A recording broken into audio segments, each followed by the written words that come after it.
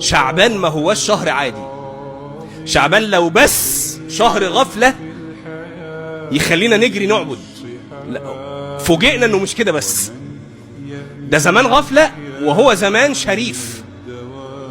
فيه تعرض الأعمال على الله، فيه تنسخ الآجال، فيه يختم على. السلام عليكم يا حبيبات، يا رب تكونوا بخير وصحة وسلام وطمأنينة وراحة بال، اللهم آمين يا رب العالمين. بشكر اخواتي اللي معايا من أول القناة اللي مساندني بكلامهم الحلو، بدعمهم، بكل حاجة حلوة. بصراحة يعني الفيديو اللي فات أنا مبسوطة، حاسة إن ما شاء الله القناة بتكبر بيكم وبناس محترمة زيكم، وما شاء الله اللهم بارك. وبرحب بكل أخت جديدة دخلت القناة. يا رب تكون تيجي تستفادي بأي حاجة إن كانت، ونكونوا صحبة حلوة كده في الجنة، اللهم آمين يا رب العالمين. فيديو النهاردة يا بنات هنعمل مع بعض حاجة من البيت، حاجة كلها نظافة، حاجة بتاكلي حاجة نظيفة. أنا مش هدور يا بنات على إني مثلا هعمل حاجة موفرة. هي توفير والله أنا معاكم إنها بتوفر، بس حاجة نظيفة ليا ولولادي، بوكلهم بحط لولادي حاجة كده عارفة إن هي بتبقى إزاي. هعمل بقى كوباية اللي بتغسل قلبي الأول كده، كوباية لبن بشاي كده أو حليب بشاي زي ما بيقولوا، هفطر بقى كده ونيجي نشتغل على طول. انا هعمل النهارده حاجه، يعني الحاجتين للسحور. هعمل جبنه في البيت، ممكن تعمليها براميلي وممكن تعمليها جبنه كريمي عدبي. انتي يعني ملحك هو اللي هيحددها ايه، والكميه والوقت الميه اللي هتحطيها في الشرش فيه هو ده برضو اللي هيحددها، ان كانت براميلي متعتقه يعني، او ان هي تلاجة تاكلي منها على طول. بصراحة يا بنات والله العظيم طعمها في حاجة تانية. بس أهم حاجة اتبع معايا الفيديو حاجة وبالظبط، عشان ما تبص منك وما تبقاش مفتلة. أول حاجة بجيب فلفل اللي هو الفلفل الفلاح، ما تجيبيش فلفل اللي هو الألوان ده. يعني أنا جبت واحدة ألوان بس لأن ما لقيتش عنده من الفلاح، يعني اللي هو بيبقى صغير. جبت فلفلاية فلاحي خضراء، وخدت حتة صغيرة من فلفل الألوان. بتقطعيه بقى حتت صغيرة خالص يا بنات، يعني أقل حاجة صغيرة بتقطعيه. وقطعت عليه قرن شطه كمان، يعني عشان احنا بنحب الحاجه الحاميه شويه. لو مش بتحبي الحامي خلاص استبعدي. لو مش عايزه فيها فلفل اصلا خالص شيليه. ممكن تحطي فلفل اسود اللي هو الحب فلفل اسود، ممكن تحطي حبه البركه. ممكن بصي اي حاجه تحطيها، اي منكهات بتحبيها في الجبنه حطيها. يعني انت بقى بتعملي حاجه في بيتك كده براحتك، يعني اللي انت حابه تعمليه واللي على مزاجك اعمليه. واحنا بنقطع الفلفل كده بنات، بس اهم حاجه تقطعي الفلفل. اول حاجه تبداي بقى الفلفل تقطعيه تقطيع صغيره زي ما قلت لك. في واحده في الفيديو اللي فات من اخواتنا حبايبنا قالت لي الفراخ مش هتغير طعمها من الوقت ده.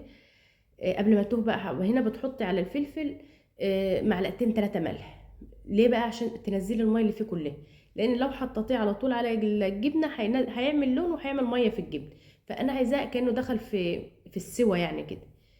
بنزل بقى هنا يا بنات معايا ازازه لبن من الكبيره، ونص من الازازه الصغيره، يعني حوالي 3 كيلو. بصوا يا بنات، اللبن هاتيه من حد مضمون. شوفي اي حد مضمون، عارفه لو حتى انت في القاهره او في اسكندريه اكيد في ناس. انا بشوف ناس بتاخد لبن من الارياف من عندنا وبتروح تبيعه في الاماكن دي، وبتبيع بالازازه كده على بعضها. بلاش اللبن اللي من السوبر ماركت. والله العظيم انا في حد يعني قريبي شاف حد بتاع لبن، قال لي والله لو تشوفي تبصي في فنطاز اللبن مش هتقدري تشربي لبن اصلا. فلو في حد قريبك وحد تعرفي تجيبي منه، لو حتى تجيبي الكميه على شهر، عارفه لو تجيبيها على شهر وتحطها في الفريزر، والله العظيم يعني بس بقى حاجه مضمونه. المهم عشان ما نتوهش من بعض، انا هنا حطيت على اللبن، كل كيلو لبن هتحطي عليه معلقتين ملح. وزي ما قلت لكم برضو يا بنات، انت بتحطي على حسب الملوحه بتاعت الجبنه اللي انت عايزاها. ممكن تزودي ملح عن كده لو عايزاها البراميل الحادقه، عارفين البراميل الحادقه دي، بس تبقى على رمضان تبقى عادبه شويه. بتقلبي بقى كويس يا بنات الملح كده، بس اهم حاجه تصفي اللبن بقماشه، يعني ممكن تصفيه بقماشه ما تصفوش بمصفى. يعني انا هنا ما جبتش حته تصفيه اللبن، مش عارفه اللي راحت فين. المهم، وبترفعيه على النار بقى وبتقلبي فيه ايدك فيه على طول، تقلبي ليه عشان ما يسخنش من تحت ويبقى من فوق بارد. انا عايزاه يبقى كله دفيان، وعارفين دمعه العين عايزاه يبقى دافي، بس يعني دافي حاجه بسيطه. بجيب بقى يا بنات المنفعه دي، كل كيلو لبن عليه معلقه. بس انا زودت، يعني حسيت المعلقه مش مليانه، زودت كمان معلقه. يعني انا حطيت على ال3 كيلو 4 معالق منفعه. بص انا زودت حبه هنا لان انا حسيت ان المعلقه صغيره يعني. بتقلبها بقى يا بنات كده، بتحط واهم حاجه اللبن يكون دافي. المنفعه دي انا جايبه شويه المنفعه دول يا بنات ب20 جنيه، وهحطهم في باب التلاجة يقعدوا معايا 6 شهور. عايزاكم بصوا بقى في دفايه عندكم في البيت كده، وتدفي لي الحله كده. سيبها قد ايه؟ سيبها لمده ساعتين 3 ساعات، ببص عليها يعني لو شوفها هي عملت مسكت في بعضها ولا لا. يعني بصوا هنا انا بصيت عليها بعد ساعتين او حوالي ساعتين ونص، لان الكميه عندي كانت شويه. بصوا اللهم بارك، بصوا يعني تحس ان هي ايه خلاص مسكت في بعضها كده، بقت شبه الزبادي اللي ماسك في بعضه. اللهم صل على سيدنا محمد. ما تسيبهاش بقى مدة كتير يعني، عشان برضو ما تفتلش. ادي اهم تاني حاجة، ان هي ما تبقاش عارفين. مش ساعات انت بتجيبي جبنة مفتلة كده تحس ان هي مفتلة، لا احنا عايزينها تبقى كريمي كريمي، وفي نفس الوقت والله يا بنات تحسي بدسامة اللبن فيها وحاجة كده. اللهم بارك، حاجة بخيرها. عارفين الحاجة اللي بخيرها؟ بتجيبي بقى عندك شاش ابيض، طرحه بيضه كل ما بتستخدمهاش وغسلها كويس وسايباها للبن بس، لان دي هتبقى خلاص للبن بس. بتجيبي بقى كده تنزلي كل اللبن كده بعد ما مسك، وتنزليه كله في الشاشه دي او القماشه دي. اهم حاجه يكون محطوط في مصفى عشان يصفي كل الشرش الزايد بقى. بص اللهم بارك، يعني تحسي كده ان ايه خير في البيت. لا اله الا انت سبحانك اني كنت من الظالمين. واحنا بنصفي اللبن كده بنات، عايزه اقول لكم على الاخت اللي كلمتني على الفراخ طالما اتخزنت من غير عظمها، مش بعظمها، مش بتغير طعم. تاني حاجة، انا قلت لكم ان انا خزنت بدري شوية. انا بخزن، لا كنت بخزن لحمتي قبل ما افتح القناة يا بنات، يعني قبل رمضان باسبوع ب4 ايام كنت بخزنها في الوقت ده. فانتي قبل رمضان باسبوع ب4 ايام ب5 ايام خزني. هنا بقى بصوا انا باخد بقى اول شويه شرش يا بنات من الشرش اللي نازل ده، اول كل ما يعني ايه، لان انت مش هتبيتيه، هتقعديها حوالي 4 ساعات، لو كميه كبيره هتبيتيه. فانا باخد الشرش اللي بيطلع من الاول ده، عشان بس ما اخدش الشرش اللي انا سبته مثلا 4 ساعات او 5 ساعات في الميه يعني. باجي بقى يعني بصوا بضغط عليها ضغطه بسيطه. انا مش عايزه اقلب الجبنه كتير، ومش عايزه يعني اشيل واحط فيها ياما. ليه؟ لان ده برضو سبب من اسباب ان هي ممكن تفتل معاكي او تبقى مفتله كده مش ناعمه ومش كريم. هنا بعد حوالي زي نص ساعه كده مسكتها كده من تحت كده، عارفين اللي هو ايه، قلبت فيها كده بدايه من تحت. خدت برضو كمان شويه الشرش دول، وهسيبها بقى واركنها على جنب. الشرش ده بقى حطيه في التلاجة. المهم ان انت الشرش ده هتستخدميه. هنا بقى يا بنات قلت على ما يتصفوا شويه الشرش اللي فاضلين، لو حد معايا من القناه من الاول طبعا، الحبايب اللي معايا في اول القناه، انا كنت عامله فيديو الفول. طلعت 3 اكياس فول كده، قلت اعملهم معاكم ب3 طرق. جربي ال3 طرق دولت وشوفي الفول، وشوفي الفول اللي انت بتشتريه من بره. اول طريقه يا بنات، حطيت الطاسه على النار، حطيت فيها شويه زيت، وحطيت حوالي معلقتين بصل وفصين توم، يعني شوحت البصله كده وبعدين شوحت التوم معاها، ونزلت بطماطميه بالتناس يعني طماطميه كبيره. نزلت بمعلقه فلفل اسود، معلقه كزبره على كمون، بس الاغلبيه كزبره ناشفه يعني كزبره على كمون. واللهم صل على سيدنا محمد. ونزلت بالملح وغطيت عليها بقى وسبتها ايه يعني الطماطم تستوي شويه يا بنات. اول الطماطم ما استوت كده نزلت بالفول. ده اول طبق فول معانا. تنزلي بقى بالميه يعني انا عشان كنت عاملاه منشفاه، بتزودي انت ميه بقى، تزودي الفول معاكي تظبطيه كده. عارفين طبق الفول اللي يوديكي في حته تانية؟ والله العظيم طبق فول يخليكي عارفه طبق فول وعلبه زبادي وحته جبنه من دي، يعني الحمد لله بتتسحري اللهم بارك، بتحسي ان انت شبعانه يعني. أنا لو تيجي من قيام الليل او من التراويح وتاكلي الشويه دول كده وما تتسحريش بقى قبل الفجر، او ممكن في ناس بتتسحر قبل الفجر على طول يعني، بتبقى لقمه والله العظيم تحسي ان انت يعني كلت لقمه نظيفه. عارفه الحاجه النظيفه في البيت. تحطيه بقى في طبق كده، وتحطي شويه بصل عليه، شويه طماطم، معلقه الطحينه بقى كده على الوش، وشويه الزيت، ويا عيني على طبق الفول ده ما شاء الله اللهم بارك وبألف هنا. وكده خلصنا بقى اول طبق فول. هنعمل عيش ان شاء الله باذن الله، هنعمله عيش لرمضان كده للسحور وللفطار.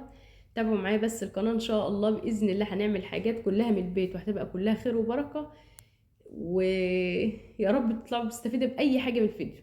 هنا دي كانت تالت تقليبه يا بنات، يعني انا قلبت او تاني تقليبه، يعني التقليبات يعني ما تقلبيش الجبنه غير مرتين عشان ما تفتلش معانا. تاني طبق فول بقى حطيت شويه الزيت، وجبت 3 4 5 فصوص توم، وهطلع عليهم قرن شطه حراق على بارد، يعني عايزاه حامي تمام، عايزاه بارد تمام، يعني زي ما انت عايز. بنزل بقى بشويه الزيت، وانزل بنص كميه التوم على الشطه او على الفلفل الالوان، يعني اللي انت بتحبيه. انزلي عليهم بقى بطماطمايه، وبنفس الخلطه بقى تحطي فلفل اسود، تحطي كزبره ناشفه، وتحطي الملح بتاعك، وانزلي وسيبيه برضو يعني الطماطم تطيب 5 دقايق كده او 3 4 دقايق كده، وانزلي بقى بكيس الفول وعصرة ليمون. وعلى فكرة الطبق التاني برضو انا حطيت عليه ليمون، لان انا فول يعني ليمون. بنزل بقى بشوية الطحينة كده، وقلبي بقى، ظبطي ملحك. في ناس بتحب الفول يا بنات زي ما هو سليم، يعني انا عندي اخويا انا بيحب الفوليه تبقى سليمه، ما بيحبهاش مهروس، وفي ناس بتهرسها بالهاند بلندر، بتخليها كريمي كده. فانت كل الحاجه انت بتاخدي فكره بسيطه وبتظبطي زي ما انت عايزه، تحطي شويه الدقه اللي باقيين كده، وشويه كزبره، وشويه بصل، وشويه زيت، وبألف هنا. وده كان تاني طبق فول معانا. اللهم بارك يا بنات، والله يعني انا عايزاكم تجربوه. تالت طبق فول بقى بتحطي برضو شويه الزيت، بتحطي بقى شويه بصل وشويه فلفل الوان على حامي، يعني يعني برضو اللي بيحبش حامي يستبعده. بنزل بقى بالفول على طول كده، وبهرسه، وبحط عليه شويه ميه، وبتهرسيه برضو يعني هرسه بسيطه، مش عايزه الهرسه اللي هي بيبقى معمول جامد يعني. بحط هنا بقى، بحط شويه بابريكا، يعني بحط فلفل، وبحط كزبره ناشفه، بحط ملح، وبحط معلقه بنت بابريكا. ويا سلام لو بابريكا مدخنه، بتبقى برضو تمام التمام، و10 على 10. بنزل بقى بكمية فول محترمة، وشوية كزبرة، يعني شوية كزبرة خضراء. باخد بقى طبق الفول كده وبنزله، وبظبط برضو شوية طحينة محترمين. انا قلت انزل بشوية فول ولا طحينة، اللي عدى ده شوية طحينة. انزلي بقى على الوش بشوية طحينة محترمة كده، شوية بصل وشوية فلفل وشوية طماطم على الوش كده، وألف هنا. شوية الزيت بقى، لأن فول يعني زيت، وده أحلى طبق فول ممكن تاكليه. هنا بقى كانت الجبنه خلاص يعني صفت الشرش يا بنات، من الوش ناشف خلاص، بس في شرش من تحت. بصوا انا بوريكم، بصوا انا مش عايزاكم تضغطوا الضغطه دي، بس انا بوريكم ان لسه في شرش من تحت. بقلبها دي بقى، دي تالت تقليبه، ان انا خلاص هقلبها كده، وهحط بقى عليها المكونات اللي انا عايزه احطها. زي ما قلت لك، عايزه تحطي فلفل، بصوا الفلفل نزل الميه ازاي، اضغطي على الفلفل الالوان ده بنات، او الفلفل الاخضر ده، اضغطي عليه، نزلي الميه اللي فيه كله، مش عايزه يبقى فيه اي ميه.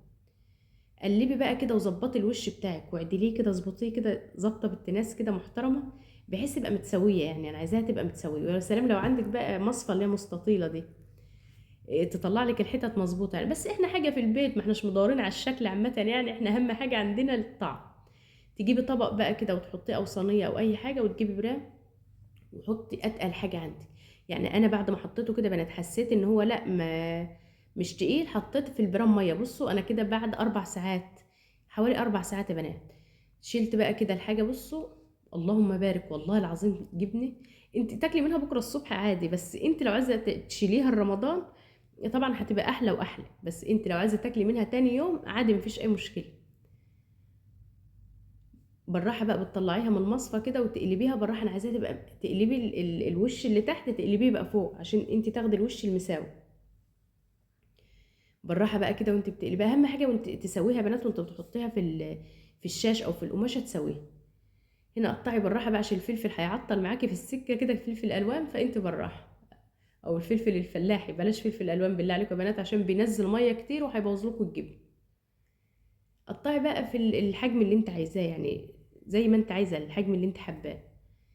انا مش بص يا بنات، والله ما بص، بس هي موفره على فكره. انت بتروحي تجيبي حته جبنه قد دي بكام؟ بس للنظافه وللطعم ولطعم السمن. عارفه الشيرش ذات نفسه دلوقتي هتلاقي عليه طبقه سمن، حاجه بخيرها، حاجه ضمنها في البيت، حاجه جميل يعني. اللهم بارك. والمنفعه دي ب20 جنيه، يعني ب20 جنيه منفعه. واللبن هتجيبي ازازه اللبن، بتجيبي بقى انا ما لقيتش بلاستيكه على فكره بغطا في اي حاجه، المهم كيس يكون محكم يعني. افردي الكيس واظبطيه، وكيس تلاجة قطعي الكيس نصين، ولفي كل قطعة في كيسها كده، ظبطيها بقى كده. واهم حاجة ترصها عدل، يعني هتبقى معدولة، لان هي هتقعد مثلا فترة من هنا لرمضان. لو هتاكليها مثلا بعد 10 ايام مفيش مشكلة، وتعملي غيرها. فلو عايزه مثلا تعملي رمضان تاني وتزودي ملح شويه تبقى مظبوطه، اللي هي تبقى براميلي. انت تعملي اللي نفسك فيه في البيت، عارفه اللي انت عايزه تعمليه اعمليه، محدش يعني عارفه اللي بيعمل بدماغه في البيت والله العظيم مفيش فرق اصلا بينها وبين الجبنه اللي انت بتشتريها. بتظبطيها كده يعني قطعه قطعه وتحطيها على بعضها كده او جنب بعضها، ترصيها حلو يعني معدوله. حط قرن شطه حراق والشرش بتاعك بقى. انا هجيب الشرش، انا كنت مبيته الشرش بقى، حاطه الشرش في التلاجة لحد يعني ما خلصت. بجيب بقى قرن الشطه ده، نص قرن شطه حراق اللي لقيته يعني. بص الشرش عامل طبقه وش ازاي. بتحطي بقى معلقتين 3 معالق، انت ظبطي ملحك. الملح ماده حافظه، وفي ناحيه تانية بيظبط ملح الجبنه لو ملحها مش مظبوط. بتقلبي بقى وبتحطيه. اربطي الكيس كويس بقى واعمليه محكم كده الغلق، وحطها في التلاجة. وجربي بقى تشوفي الجبنة الصح اللي انت عاملاها في البيت. وبألف هنا يا رب كده. انا على فكرة كنت نسيت اوريكم الجبنة بصوا ما شاء الله اللهم بارك. ما تنسوش بقى يا بنات ان يعجبكم الفيديو، استفدتوا بأي حاجة ما تبخلوش على اختكم بلايك واشتراك في القناة. ومع السلامة.